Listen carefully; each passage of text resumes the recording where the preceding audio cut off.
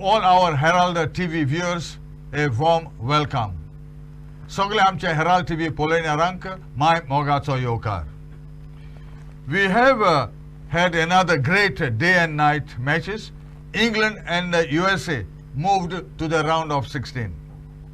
And they have been joined by Netherlands and Senegal, who also qualified for the knockout stage.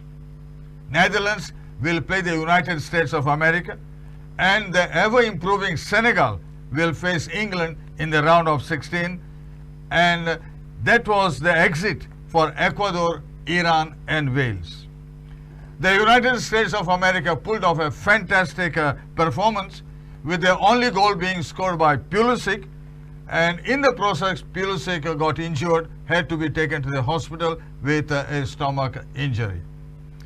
To share with all of you the results: Netherlands 2, Qatar 0, Ecuador 1, Senegal 2, Wales 0, England 3, and Iran 0, USA 1. To discuss about the proceedings, we have our experts. One of them whom you had listened already, and that's Gavin Araújo. He is the coach of the FC Goa Elite Youth Team. Currently, he is doing his professional coaching license, and he is one of the few AFC conditioning coaching license course, and had the privilege of representing India in the first Asian Beach Games and World Cup qualifying. A warm welcome to you, Gavin Araújo. Thank you, sir. And we have a newcomer today. He is the coach of the Goa Football Development Council. He hails from Sirsai and Thevim. He is the assistant professor in the St. Xavier's College, and also a head coach of the women's team, currently participating in the Women's Championship. Let me welcome Warrell D'Souza. Thank you, sir. My Magasoyokar Ba Warrell. Thank you. So yesterday we had first match. It was Netherlands and Qatar, and Netherlands beat Qatar 2-0, and Senegal also at the same time beat Ecuador 2-1. Netherlands 7 points, Senegal 6 points, Ecuador 4, and Qatar 0. Netherlands scored in each half through Cody in the 26th and Barcelona star Frankie in the 49th minute.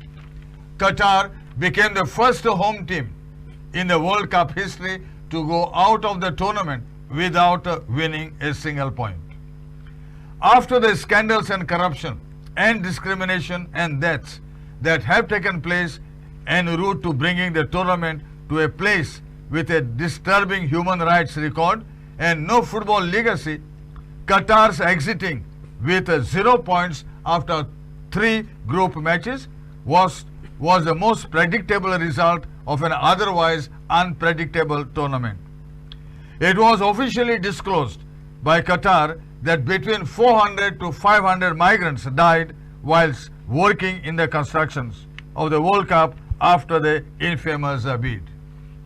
This is the second time in the 92-year history of the World Cup that the hosts have failed to emerge from the group or get past the first stage, and even then a very clear distinction needs to be drawn with South Africa in 2010. Qatar played 3 games, no wins, 1 goal, 6 shots on target and 8 corners. And talking about statistics, Coach Sanchez says you can use them as you want. Netherlands played their normal game, I suppose, and they score at will. There was no pressure on them at all. What do you say, Gavin? I think it's what expected, sir. And in the lineup it shows when they brought in Memphis Depay starting the match. But again, it was Cody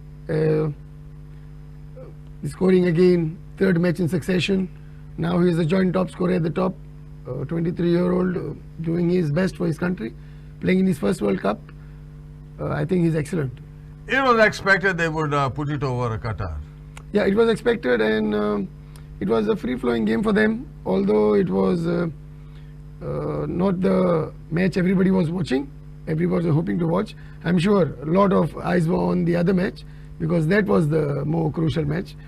Even then, they were expected to win comfortably, and they got it through. What do you say, Vorel, about this match against Qatar? Yes, I feel, see, if you look at the records also, Qatar were going without any win, and Netherlands had 15 wins in group stages, so they had less pressure, and they had many chances. If you see a number of chances which were missed by Dipe, simple misses, like he slipped, he didn't finish. So I think it was expected, and if you look at the statistics also, ball possession wise, or the build-up play was more with Netherlands. So Netherlands, I think, had an easy win, but they could have scored. They could have scored more goals. Yes. Right. It was a fairy tale ride for Dutch coach Louis van Gaal. He was diagnosed with an aggressive prostate cancer last year. Yet he recovered and now has his team among the 16. So it could have been well a 3-0 in 2 minutes of added time in the second half. But Steven, who had a goal ruled out earlier, hit the bar with a terrific left-footed shot from the edge of the area. The Qatar keeper was well beaten. It could have been a goal. Don't you feel?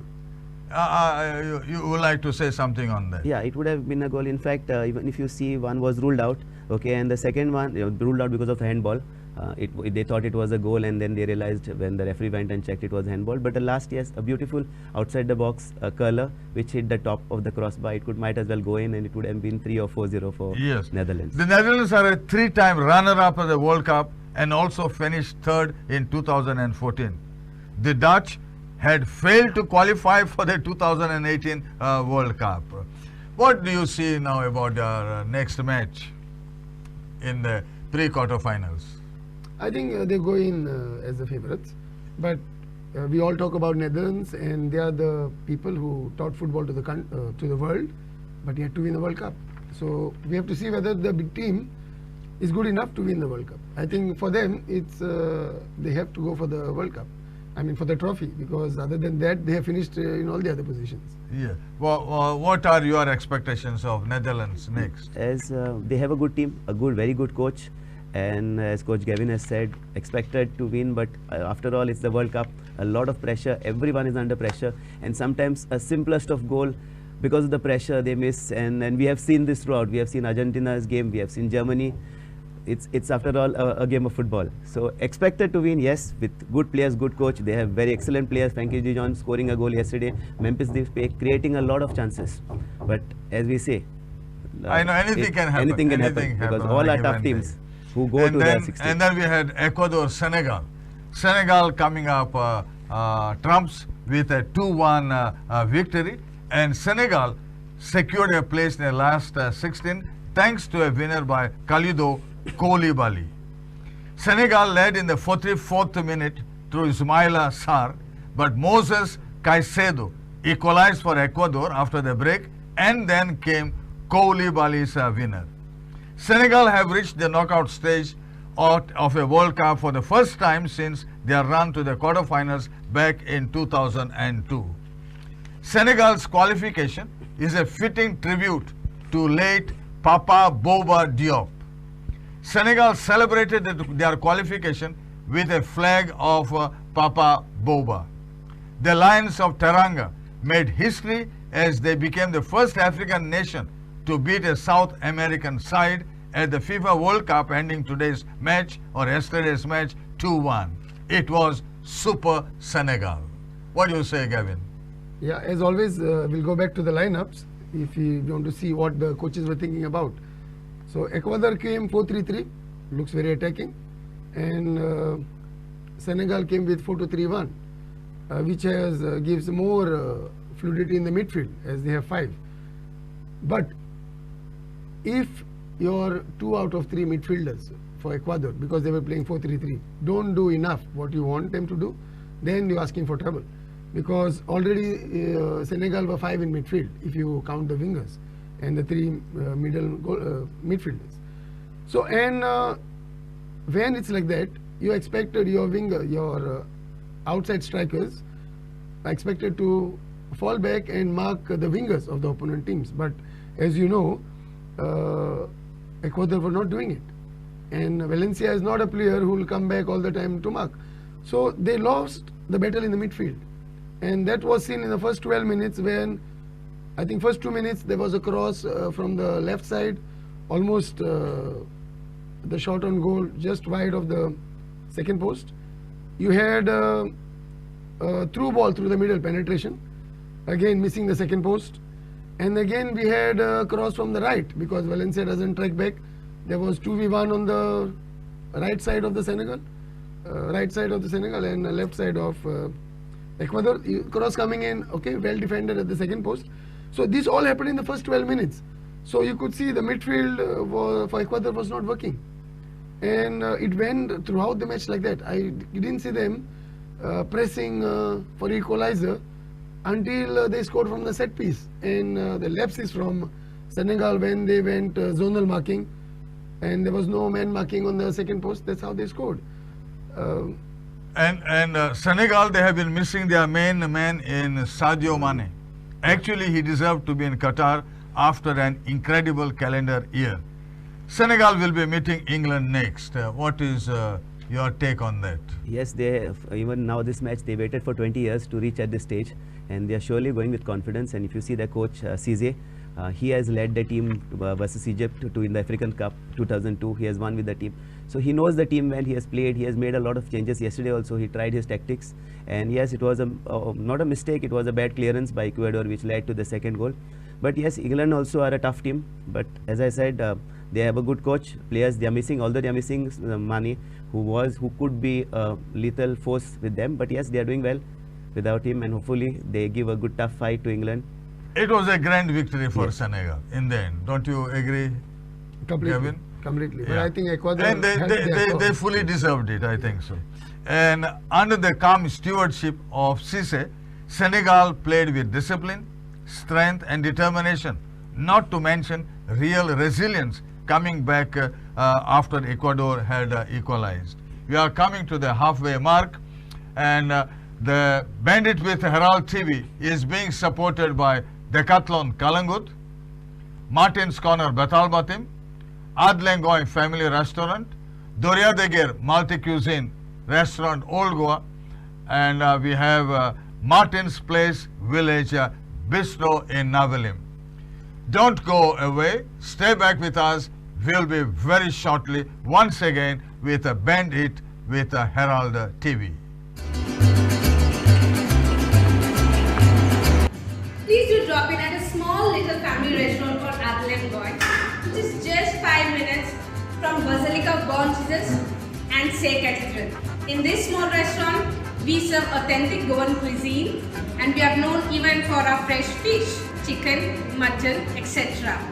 Also, we are known even for the other cuisines like tandoori, Indian, Indo-Chinese. So why don't you come over? Also, we have a full-fledged bar, and our bartenders do really good, amazing cocktails and mocktails. And also, most important point, we are having a live premiere of the FIFA World Cup. So do drop in with your family and friends, and for reservations, dial the number on the screen. Today we are at Martin's Place, and the ambience, sarke chod bare. Like, look at this, so spacious and so nice. You feel like dancing. So let's cheers for it. The food here is next level. Like, it's so good, and so the prawns, guys, they were so kurkurit. Like, it is approved by Mr. Kurkurit. So look at me, eat them. And Goan sausage stuffed sweets. Kitne lagtale re ho. Sam ke kadis boom bang zata. Ani tenge signature dish mila mare stuffed crabs. Kitne lagta bara pure crab meat, white wine, ani cream, ani cheese gun. Jauna khayl mera ami prawns pulao ani chicken kafrial. Kafrial ki lagta har ke chod bare ta pulao. Welcome back. You are watching Band 8 with Herald TV, and the experts being Gavin Araujo and Warrell D'Souza. We have been talking about this game, Senegal-Ecuador. Senegal winning 2. And when Koulibaly scored the goal, he pointed to his captain's armband. There it was written the number 19. The same number which was worn by late Papa Boba Diop when he scored what until then had been Senegal's most renowned goal, the winner against France in 2002 World Cup. Diop died exactly 2 years ago, and clearly it meant everything to Koulibaly to score his first international goal in 66 appearances in such circumstances. Senegal won with goals from names familiar in English football. Watford's Ismail Assar, who scored a penalty, and Chelsea's Koulibaly's winner. I think so. Unless you are in the Premier, you really can't shine. What do you say, Gavin? So modern football, so it relies on a lot of pace and power. So English football, why we watch is because it's very quick, very intense, very direction driven, because they go to the goal very often. So in modern football, you will see people keeping positive possession. It's not like possession for possession. Like if you go by yesterday's match, and I was talking to Worrell, people have teams which have more possession are not winning all the matches. Yes. And you can see that in the other leagues as well. And that is why more focus goes on to EPL, because it's very intense, going forward most of the time, scoring lots of goals, and that is why it's an exciting league. So it happens. But Ecuador never really got into the game. And that was largely due to Senegal's tactical plan. Senegal played at a ferocious pace. They allowed Ecuador no time on the ball, closing them down at such a speed every time the South Americans tried to take possession. They barely had time to breathe. Do you feel so? Yes, exactly, sir, because as Coach Gavin has said, now it's not about possession now. Many teams try to possession, but as you have said, they are winning. Even if you see the stats, it is 62 and 38. It is not about possession. It is, if you just cover the score line, the statistics may not tell you the actual results. The results were Senegal 2 and Ecuador 1. And as you were saying, if you see, all the three players are from English Premier League. If you even see Caicedo scored, he's from Brighton, and then from Watford and Chelsea, if you see Sar. So yes, it's improving, and if you see English Premier League, also fast-paced games, we all like to watch it. And as you rightly said, all the 3 goals were scored from the players of English Premier League. Yes. It was an unlikely result as far as Ecuador is concerned, because they were the favorites to progress along with Netherlands from this group. But Senegal, driven on by the relentless thumping row delivered by their magnificent supporters and their drums, I think it does make a difference. Don't you Huge think, difference. Gavin? And if you go back to last 2 years, when most of the leagues, at least in Indian league, there were no fans in the stadium, it makes a big difference. It does. Because it doesn't give you the home advantage if there is nobody in the stands.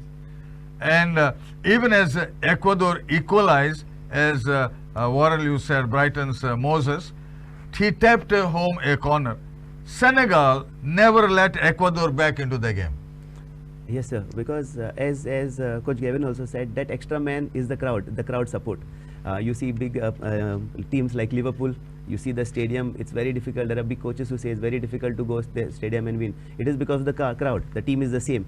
But that extra man always counts, because they are the people who encourage you, and at the same time putting pressure on the other team. As you said, so Ecuador could have won it, but Senegal took it away.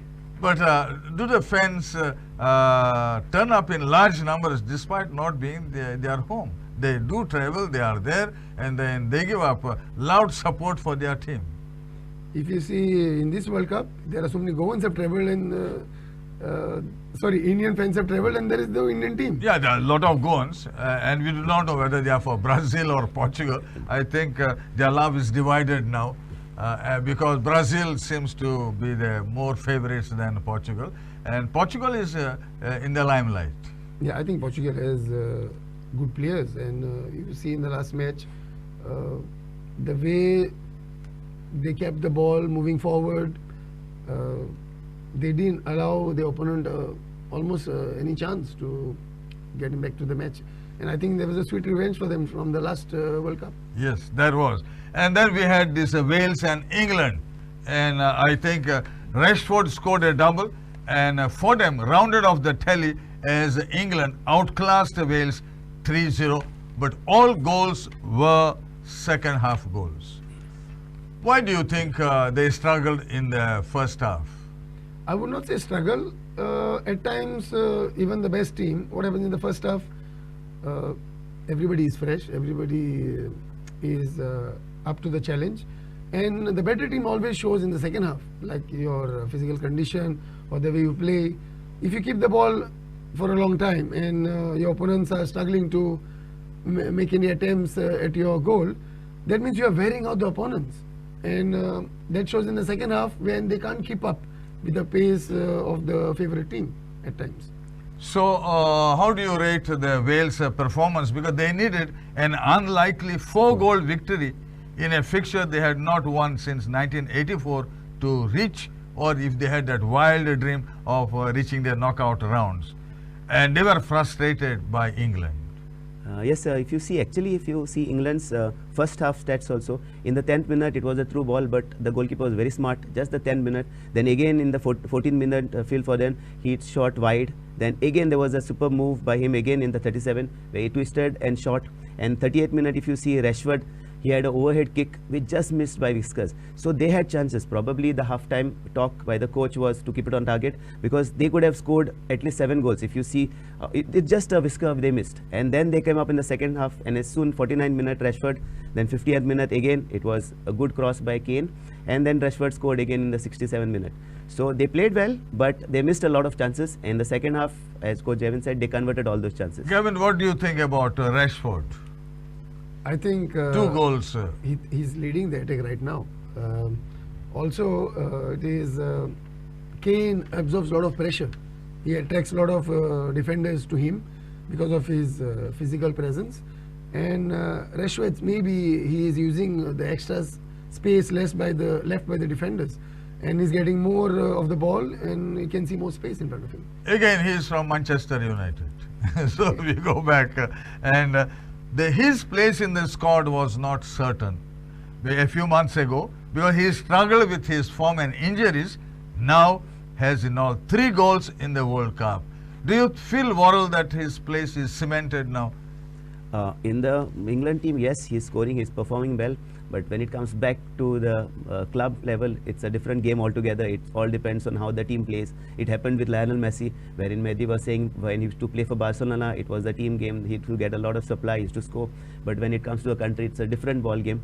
So yes, it may be, probably he would be given a chance, and he is beaming with confidence now because he has scored. And sometimes when you score, you get that confidence, and then you can go miles ahead. But still, as I said, it's a different ball game when he comes back to the English Premier League. Different team, different set of players. So could be that he performs well there also.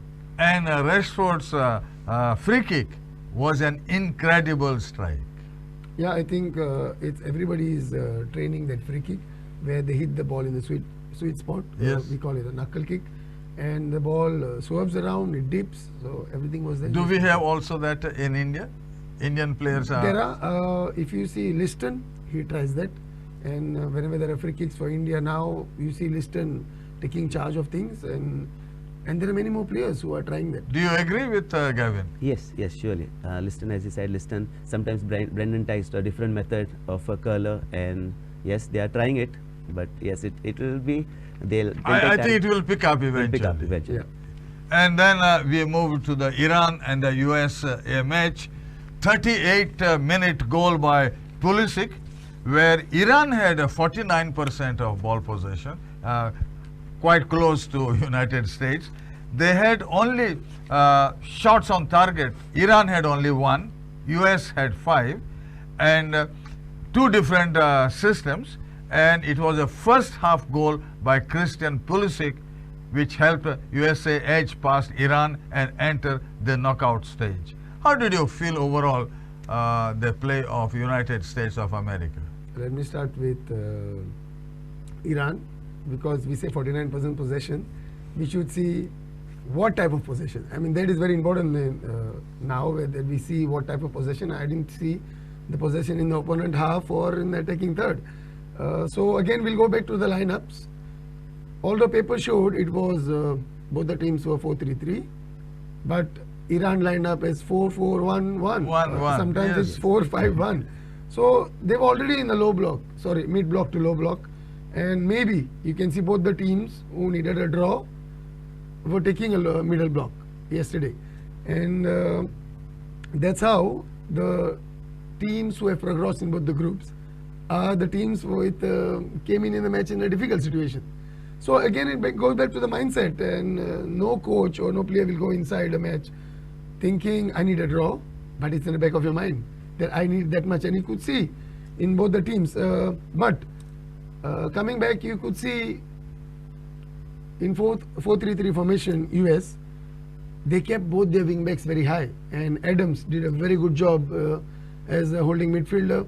In front of the central defenders, he was the main man to clean up all the leftovers.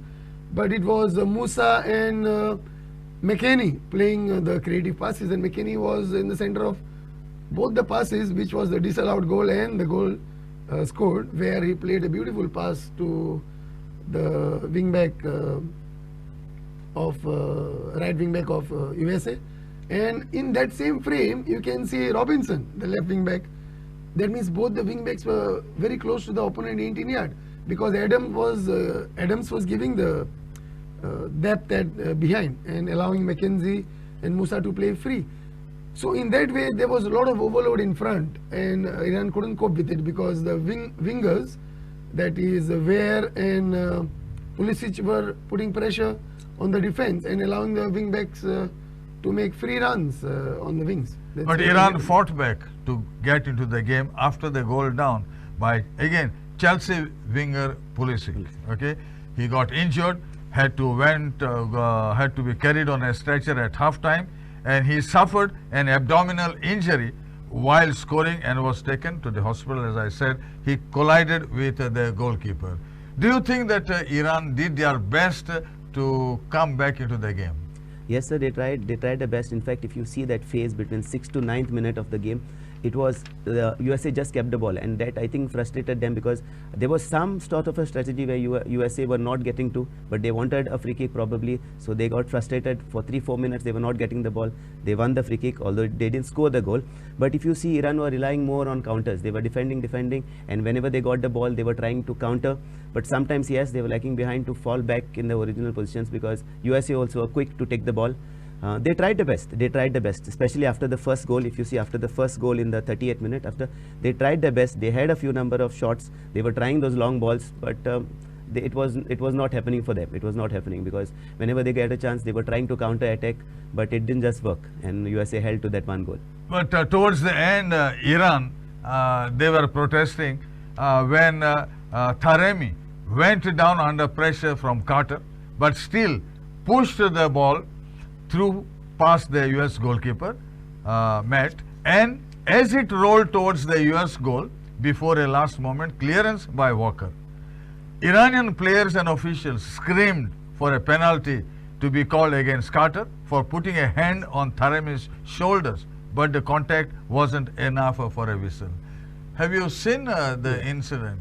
What is your opinion? That incident was before that ball going through the legs of the goalkeeper. Yes. But it was not enough contact. And that's what they said. Yeah, this year's the rules amended, and you can see even in the ISL and the Premier League, unless it's a very heavy contact, the minor contacts are overlooked this year, because they want to see the floor. And so these are the changes that FIFA has introduced. And we can go back to Ecuador's match, where even everybody was not happy with the penalty, but yes, I think it was. And there is a clear definition which we can go by. I don't know if it's in the books, but they say every tackle is a foul which is late. And Ecuador's central defender was late, although his intention was to win the ball. Once you're late and you go through the player, it's a penalty. This game was a politically charged rematch of their famous meeting a quarter century ago. Iran tried every means to get a goal, but the USA were able to avert their attacks. The Stars and Stripes returned to World Cup knockouts after 8 years, and they will face Netherlands. There was a sympathy for the Iranian players. Few can understand what they have been through over this past month in Iran, and they were completely crestfallen. Some of them sank to the turf in tears when the final whistle was blown. Throughout my career, the coach Carlos Queiroz said, I have never seen players who gave so much and received so little in return. I am extraordinarily proud of the Iranian dedication, wearing their jerseys for their country. The build-up had been unlike any other at this World Cup. The real catalyst, tensions and whatever it is, had been the decision by the US Soccer to display the Iranian flag on social media without the emblem of the Islamic Republic. Iran were furious. A formal complaint was lodged with FIFA. The US apologized, but the damage was already done. Iranians, their fans, turned out in their thousands, including some women outside the stadium, displaying the women life and freedom message following the death of 22-year-old Masha Amini in police custody in Iran. It was a very tense, nervy, gut-wrenching match yesterday. Do you feel so? Yeah, I mean, outside football, there are a lot of things which go on, and it was not the best situation for the players, but as their coach Carlos Queiroz said, full marks to them. So we come to the end of this episode number 12, and this was supported by Decathlon Kalangut, Martin's Corner Betalbatim, Adlengoy Family Restaurant, Doriadegar Multi Cuisine, and Martin's Place Village Bistro Navalim. To both of you, our panelists, esteemed panelists, I must say, both of you, a very big thank you, Gavin, and a very big thank you, Warrell. Most welcome. Till we Pleasure. meet again tomorrow. All the best. Thank you. And to all our viewers, all the best till we meet again tomorrow.